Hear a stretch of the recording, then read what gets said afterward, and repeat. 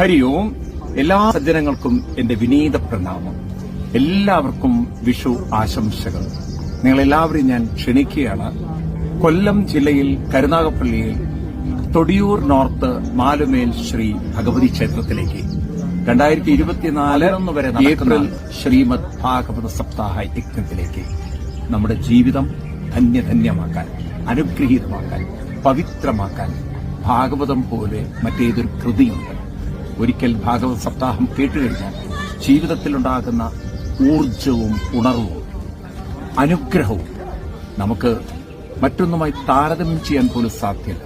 നിങ്ങളുടെ ജീവിതത്തിൽ മുന്നോട്ടുള്ള യാത്രയിൽ പ്രചോദനവും അനുഗ്രഹവും നിറഞ്ഞ ഒരു വഴി നിങ്ങൾക്ക് കണ്ടെത്താൻ ശ്രീമദ് ഭാഗവതം തരുന്ന അനുഗ്രഹം അളവറ്റതാണ്. എല്ലാവരെയും ഞാൻ